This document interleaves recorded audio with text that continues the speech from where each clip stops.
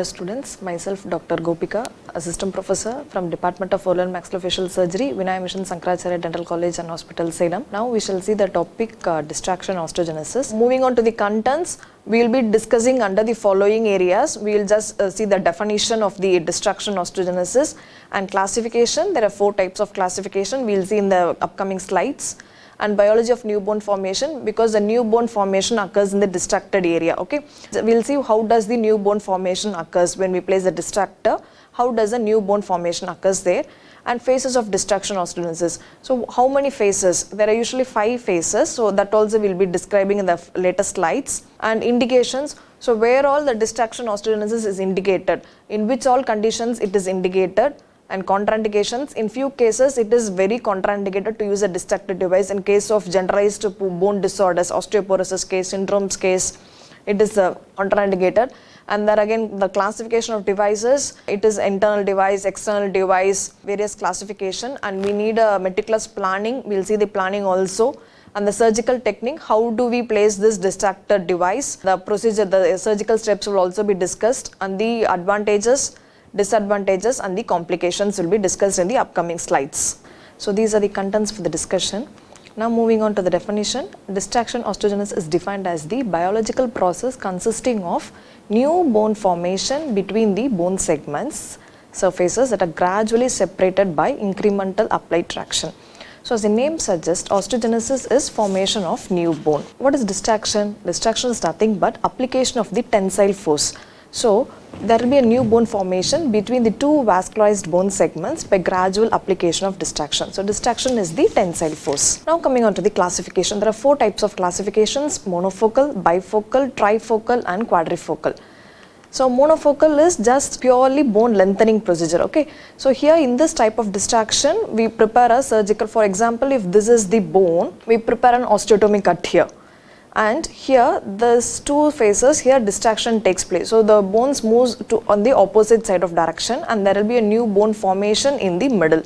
So this is called monofocal distraction. It is indicated in cases of severe mandibular hypoplasia, and we want to lengthen the mandible in the sagittal plane, and it is purely a bone lengthening procedure. Whereas the bifocal, trifocal and quadrifocal are, it is indicated in cases of any defect cases, that is there will be a gap. So bifocal is, it is indicated in cases of any defect, and for example, if this is the bone and this is the defect here, this is the gap. So can you see here, this is the gap here.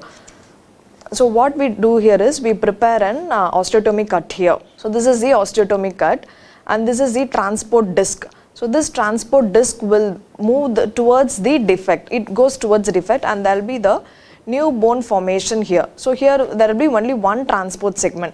Whereas in trifocal we prepare 2 transport segments.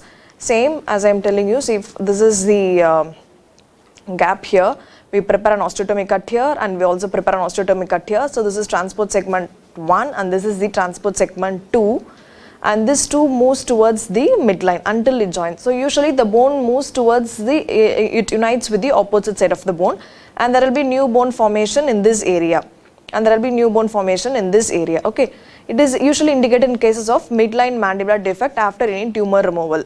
And quadrifocal is, you could see there are 4 sides, there will be 3 transport segments, and usually the bone formation occurs behind the transport segment. And what is biology of new bone formation? So how does the new bone formation occurs there? So it occurs by the interfragmentary strain theory. Okay, so usually after osteotomy there is a formation of hematoma, that is the formation of the blood clot. Okay, so what happens here is, when the bone is osteotomized, here there is new bone formation occurs. We osteotomize, and here the new bone formation occurs. The strain theory is, we will see what is strain theory, and here the new bone formation occurs, and the either sides that bones move apart, the fragments move opposite to each other. Okay, so when the strain is less than 2%, it is called as intramembranous bone theory, and it is ideal for bone formation. When the strain is 2 to 10%, then there is endochondral bone formation. So this endochondral bone formation occurs by the formation of the chondrocytes. Okay, and when the strain is 10 to 100%, there is granulation tissue formation by the action of the fibroblast, and if it is more than 100%, then it is non-union. So this is how the bone formation occurs. So we have seen so far the definition, classification and the new bone formation. How does the biology of new bone formation occurs? Now coming on to the phases of distraction osteogenesis. So there are totally 5 phases. Osteotomy, latency phase, distraction phase, remodeling and consolidation phase. Osteotomy. So osteotomy is nothing but you are making a cut in the bone. We are preparing an osteotomy. We are dividing the bone. Okay. So when we are dividing it, we should be careful to maintain the blood supply to both the cortex as well as the medullary bone. Maintain the periosteum is minimal stripping of the periosteum has to be done. Vascularity of this should be maintained. Okay. Then moving on to the latency period. So this latency period starts from the osteotomy cut to the beginning of the distraction. So here what happens is primary bone callus forms during this period. So this phases was all given by Elizarov's principle. So according to Elizarov, the period of latency period is 5 to 7 days. Then coming to the distraction phase. So here what happens here is, in this period during the in which the two osteotomized segments are moved apart, they move at a rate of 1 mm per day. This rate is very, very important. Okay, the rate and rhythm is very important. Rate is usually 1 mm per day, it has to be moved. Sometimes morning 0.5 mm and evening 0.5 mm we distract the bone. That is a rhythm. It is very important here. So in this phase, what happens here is the traction force that is delivered to the bone segments through the distractor, it induces the new bone formation at the distracted gap. Here in this consolidation phase, as I told earlier, rate and rhythm is very important. So it is 1 mm per day. Then moving on to the consolidation period, it is time taken for the bone filling calcification to occur between the distractor and the osteotomized segments. This usually ranges from 4 to 12 weeks. Then remodeling phase, what we do here is we remove the distractor. It starts with full functional muscle loading followed by continuous shrinkage and remodeling takes place. Okay. Now where all this distraction device is indicated? It is indicated in cases of congenital anomalies like cleft palate, lip, and in case of Pierre-Robin syndrome. For example, in case of cleft lip and palate for the maxillary deficiencies and Pierre-Robin syndrome for the mandibular deficiency, it is used for lengthening of the mandible, or the mandibular ramus or the body height can be increased in vertical dimension and horizontal dimension. In case of temporomandibular joint ankylosis, and in case of long bone defect, in cases of such as case like trauma or any oncological resection cases or any other resection cases, cysts and tumors, in such cases we use a distractor, and also in case of obstructive sleep apnea and skeletal class 2 cases, the mandibular will be deficient. So to lengthen the mandible, we place a distractor device there.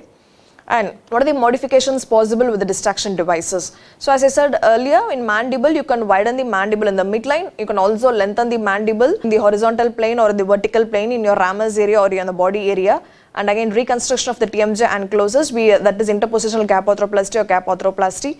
And for the maxilla, widening of the maxilla in the midline. So you make an osteotomic cut in the midline, in the mid-palatine raphe. And also you can advance the maxilla in the vertical, in case of, if you want to do vertical augmentation, in case of mid-face deformity. So what all in which cases distraction osteogenesis is not indicated?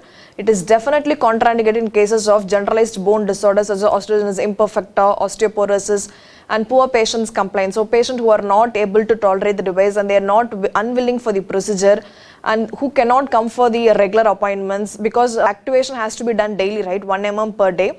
So those patients who are not unwilling or uncooperative patients, history of poor fracture healing, case of fibrous dysplasia and hyperparathyroidism, aggressive jaw tumor, a recurrence comes after primary recession, after 1 year recurrence comes. So in cases primary jaw tumor, aggressive jaw tumor cases and pre-existing TMJ disorders and patients not willing for multiple surgeries and long duration of the treatment strategy. So multiple surgeries, we place a distractor device and again we post another surgery to remove of the distractor device. Okay, what are the types of distractor? So we have an external distractor, internal distractor. As the name suggests, external distractor is placed outside the oral cavity. Internal distractor is placed inside the oral cavity. It is sometimes subcutaneous or inside the oral cavity. It will be submerged or half submerged. Okay. And direction is unidirectional, it moves in single direction, bidirectional moves in 2 directions, multidirectional is it moves in many directions. Then tooth bone and bone bone. So as the name suggests, the distractors take supports from the tooth as well as the bone or only the bone or both. That is a hybrid type. So you can see here, this is a distractor device, this is the fixation plates and this is the distractor screw. So usually if you want to move the plates apart, we rotate in the clockwise movement, and if you want to move together, you rotate in the anti-clockwise movement. And this is the activator arm and this is the screw holder. This is the stabilizing arm. And so can you see here, this is the rigid external distractor. It is placed outside the face. So here we can see the distractor placed in the maxilla, and here you can see the distractor placed in the mandible. And this you can see the distractor is placed in the mandible. Again for the craniofacial internal distractor, and this is the plate guided mandibular transport distractor. Again, this here you can see the maxillary alveolar transport distractor. You can see that it is placed in the maxilla. It is for the vertical alveolar distractor, so it will augment in the vertical direction. And here we have placed a distractor in the mandibular symphysis region. It is vertical alveolar transport distractor. Here you can see the external distractor device. This is external, this is placed internal distractor device, and it is placed in tooth bone. You see, you could have taken support from the teeth and the bone, and this is bone. It is purely support is only from the bone, and here it is the for the hybrid distractor for rapid palatal expansion. Okay, so before placing the distractor, we usually do a planning. The planning is usually both clinical and most importantly radiographic investigations. So radiographic studies, it determines the feasibility of the placement of the distraction device. So usually we take investigations, we take cephalogram, we take OPG, and we take a model, a cephalogram analysis we do, and then we do a mock surgery, then we do the virtual surgical planning, that is stereolithographic model, and we prepare the vector, and the vector it moves in the any direction, and with that only we can decide whether it moves in what direction and whether we can use the internal distractor or an external distractor. And the surgical plan will include the selection of the anatomical site, the design of the osteotomic cut, and choosing the location of the distractor holding device. So only through the pre-surgical, that is pre-radiographic investigations, we can see the where are we going to place the osteotomic cut, where are we going to place a distractor, how much we are going to move. And we should also see there is no any disturbance to the blood supply or to the nerve supply, for example the inferior nerve in the mandible and the mental nerve, and it should not compromise the other vascularized segments all, where the cut has to begin as I said earlier. Then how much of distractor, whether for the patient internal distractor is possible or external distractor, and in which plane, in which movement the distractor takes place, it all has to be done pre-surgical evaluation. Okay. Now moving on to the surgical technique. This procedure is done only under general anesthesia. It is performed in general anesthesia, and we make a soft tissue incision. So when we are making an incision, we have to do a minimal periosteal stripping because the vascular segments must not be compromised, and we make an osteotomic cut. When we make an osteotomic cut, the cut must be through and through to the bone. Then we do the fixation of the device. After making an osteotomic cut, the gap is created, and we keep and we place a distractor there, and then we suture the place. Okay. So as I said earlier, the latency period, after we place all the distractor, what happens is there is a latency phase. So as I told, the latency phase, we prepare an osteotomic cut, we do the minimal periosteal stripping, then we place a distractor. So after distractor, we wait for the primary bone callus to be formed. The latency phase takes place for about 5 to 7 days. Okay, and then what happens is the distraction phase happens. In the distraction phase, we have to, I have shown the screw, right? We have to twist, turn the screw. We have to activate the screw for 1 mm per day. So the activation can be done twice, either morning 0.5 mm and evening 0.5 mm. So the rate and rhythm is very, very important during the activation of device. So only during the activation of device, we can achieve the desired length. And the post-op phase can be achieved only. This is very important phase to achieve post-surgical what treatment plan we have made, how much of lengthening or augmentation we need. That has to be very, very important. The distractor placed on the activation. Then the consolidation phase takes place, remodeling. Then we remove the distractor. So I told the consolidation takes place, then we remove the device, and then a remodeling takes place. So what are the advantages of using this distractor device? It avoids the second site of surgery for bone harvest. So we don't take bone from any of the area, like in case of any iliac bone crest or any autogenous bone graft materials or allogenic bone graft materials. And it also avoids the graft rejection, incompatibility, and foreign body reaction. It also augments a native bone, and the soft tissue around the bone is also regenerated, and there has been also evidence that nerve growth has been increased at the site of distracted area. It is also used to lengthen as well as increase the breadth of the bone. Even the grafted bone can be distracted. It also does not hamper the bone growth when it is used in children, that is in growing children, and the relapse rate is very much less compared to the conventional bone graft. And in orthognathic surgery, and also in orthognathic surgery, because of the due to there is also the soft tissue histogenesis. Okay, so moving on to the disadvantages, definitely the patient has to tolerate the device first, and then the duration of the treatment will be very longer. It is a very lengthy procedure, and it may require two surgeries. So as I said earlier, placement of the distractor and then removal of the distractor. So two surgeries will be performed under general anesthesia. However, there are now newly some biodegradable ones have been developed to eliminate the removal of the distractor device after the consolidation phase, and devices failures will be very common, and the expenses of the device is also little bit costly. So the expense of procuring a device is again a disadvantage. It is very technique sensitive because overactivation must not occur. Sometimes the desired length we need, for example, if we need some 6 mm and if we didn't do our activation properly, we would have achieved a greater amount of bone. So that is very technique sensitive, and we definitely needs a reticulous treatment planning. We need a very good treatment planning before the surgical procedure. And as I told earlier, again the expense of procuring a device. Sometimes the external devices may cause scarring or infection because aesthetically it will not be looking good when it is placed extraorally, and it will cause scar for the patient. Sometimes infection can occur, and in case if there is any improper consolidation or failure to consolidate, it might worsen the condition of the patient. Okay. Now what are the complications? The complications are regenerate disorders. So the new bone formed may be hypertrophic, or the regenerated bone might itself get fractured. That is a very big complication, and infection might occur, and the deviation of vectors in any planes. Sometimes the movement can occur in any plane.